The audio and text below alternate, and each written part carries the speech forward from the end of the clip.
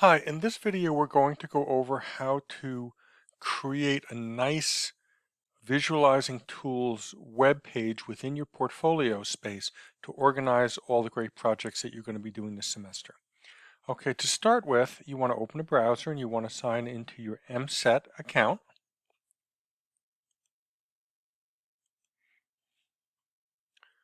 Once you're signed into anything Google, into that MSET account, you can go to sites.google.com. You can try through the waffle as well, but that's a quick way to get there. And just open up your portfolio site. Okay, now you see I've got my portfolio page here, which is great, but there's going to be an awful lot of content from this class. And to put it on this main page would make it pretty cluttered. So what we're going to do is we're going to create an additional page within this space and organize all the projects from this class and all the artifacts from this class into that space. So the first thing you want to do is make sure that you're opened up on the portfolio page. You're going to go to Pages on the right and find the one that's your home page. Mine says Coursework. That's the name of my page here. But make sure and pick the one that is your actual portfolio page. Mouse over it, pick the three dots, and say Add a subpage. What this will do, and let me just name this, Visualizing Tools. I'm going to keep it a little bit short because you have to remember whatever you put here is going to wind up being the text that's used for the menu system up here. And to put the whole full formal name would make that kind of awkward. So I'm just going to say done.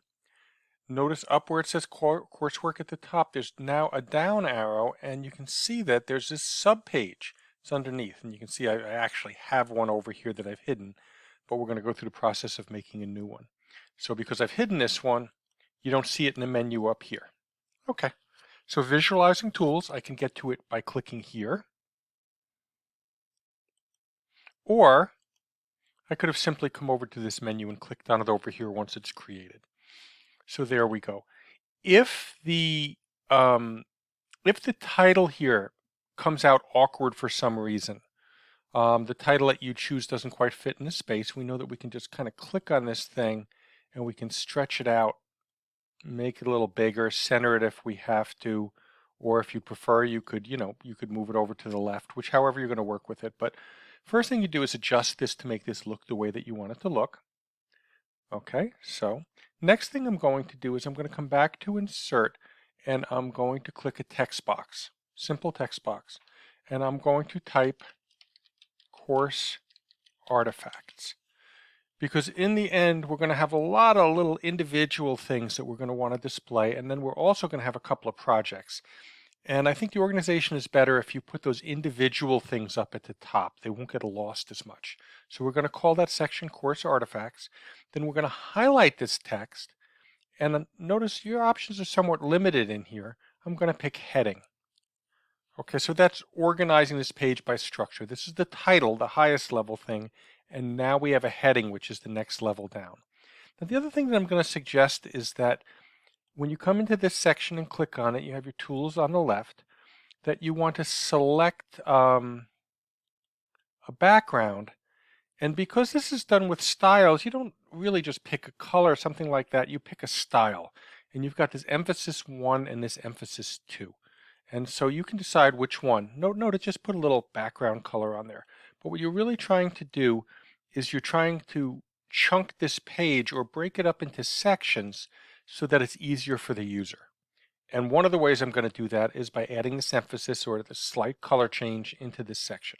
Okay, next we're going to look over at the layouts. Now the layouts are just some simple design options where Google Sites has already put together some combination of images or files or text boxes, and they're just nice, common, simple ones, but they're very, very useful. And under the artifacts section here, we're always going to use this one, which is basically 2 columns of information. So as we add artifacts, we'll be able to put one on the left and one on the right. And I'm going to click on that, and basically I'm going to use it now just as a placeholder. I'm not going to put anything in there, but this is going to define the space so that later when we come back, we'll have this nice space up here. Okay. Next, you can do one of two things. You can click text box again, pretty simple. It's going to put another text box down here. If you really wanted to, you could have simply taken this one from up here and duplicated it and dragged it down. I don't know if that really saves much time. It's already got that emphasis on it.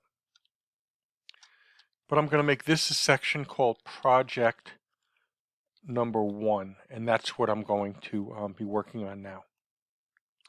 Now note, it's a heading. You know, by me copying and pasting this section up here, you know, I got the formatted I wanted here, and I got the background color. So really, either way, whether you put in a text box and apply those formattings again, or whether you do a copy, it doesn't make too much difference.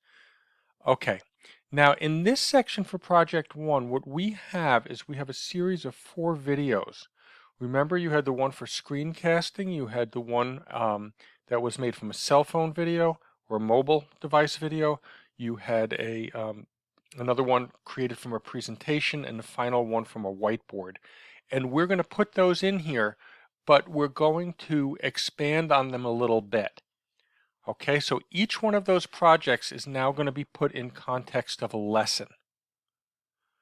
So if you look back at the prior directions, it told you to download this template, and you're going to create 4 simple lesson plans, nothing too involved, but 4 simple lesson plans for the 4 types, and then you have your 4 artifacts, which are your 4 videos.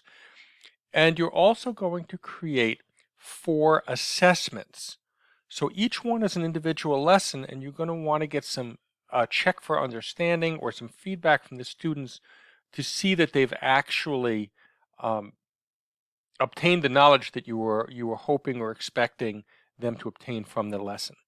Okay, so in a short discussion here on those assessments, experiment, be creative, think about it. Yes, you could certainly do a quiz in Google Docs if you wanted, or you could do in Google Forms rather, or you could do a Google Doc with some questions to answer. But don't do all 4 the same. Think about what you're trying, information you're trying to get back from students. You know, be creative. We've explored some methods. You've seen quizzes in Google Forms, certainly Google Doc questions. You could do something with slides where they're shared and people have to fill in on a template. You could have them do a hands-on project and simply give them the directions to then maybe take a picture of that or take a screenshot of that if it's on their computer and upload it. So lots of different options for assessment. Okay, getting back to the technical part of this, now that we've got this Project 1, I am going to want to put a text box under that. And what I would do here is I would type the name of the first lesson. So this was a screencast. I'm going to say mine was using a split screen. Now this is the next level down from from this project. It's not a heading anymore, it's a subheading. So you can see that we're building kind of a structure here.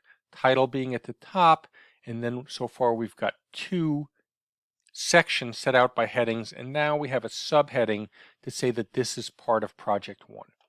Okay, from there you're going to click on the 3 column layout, drop that in there, and this just saves you a little bit of time. It's going to let you load documents into these top boxes. Quickly add a title, and it'll already have some nice formatting, and then a bottom section for some text. So we're always going to look at these in the same way. It's a pattern, 1, 2, 3.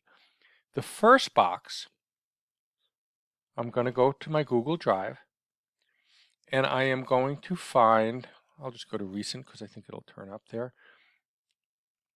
Whoop, I'm wrong. I'll go to my drive, and I know where I put these things, so I'll be able to find them there. I'm going to put my lesson plan document in there.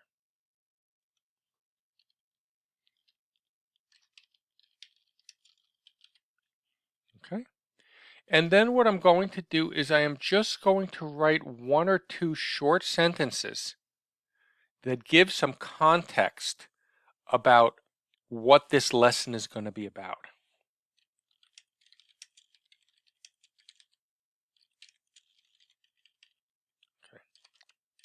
I'm just going to copy. Whoop, I'm just going to copy and paste a little text in here, but you get the idea. Okay, so nice.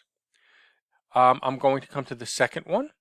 I'm going to go to my drive, and this is where I'm going to put the actual video.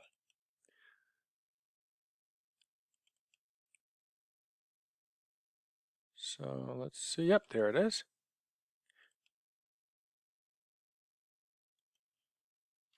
And this was a screencast.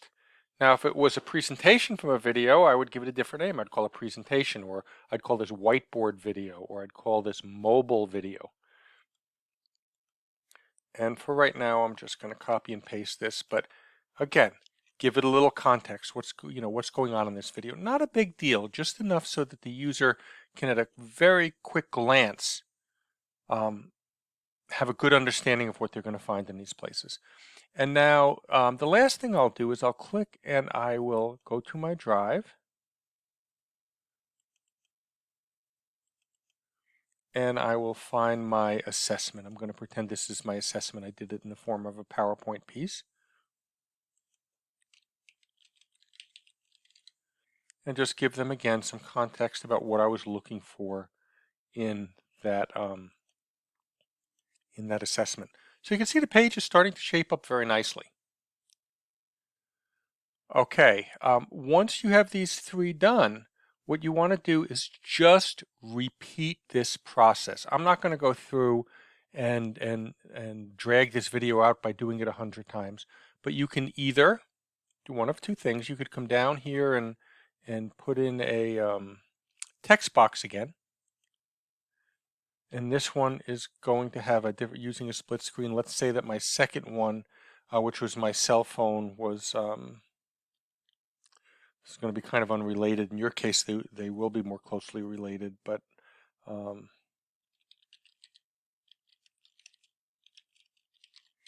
okay, so this was my second lesson. And then again, I'm going to give that structure by calling it a subheading, and then I'm going to get these three boxes and I'm going to repeat that process. Now, for the sake of speed here, I'm just going to duplicate these things. Show you a little bit about what it would look like in the end.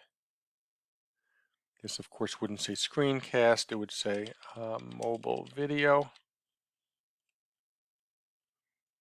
And let me copy that, copy it again.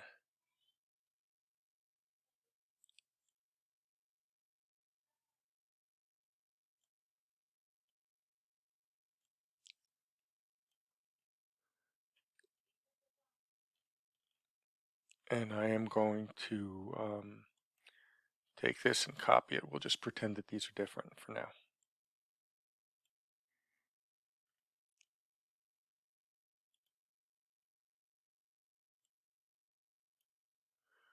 Okay, and of course the third one would have been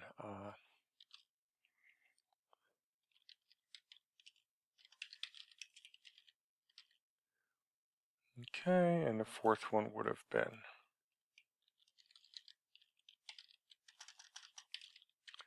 and the exact title here, if you wanted to call this presentation instead of presentation video, I guess we could do whichever. So in the end, you wind up with project one. You wind up with these subheadings that tell you, briefly what to expect down here, and then the pattern is the same: lesson plan, video, assessment piece. This is the mobile video, lesson plan, video, assessment piece. This would be your presentation video, lesson plan video, assessment piece, and that follows all the way through to the whiteboard activity. That's how you construct this page. We're going to have a project 2 for this class. So you'll be halfway through the projects when you're done with this. And then we'll have other artifacts that are not part of a larger project, but kind of standalones, and we'll build those out as we go.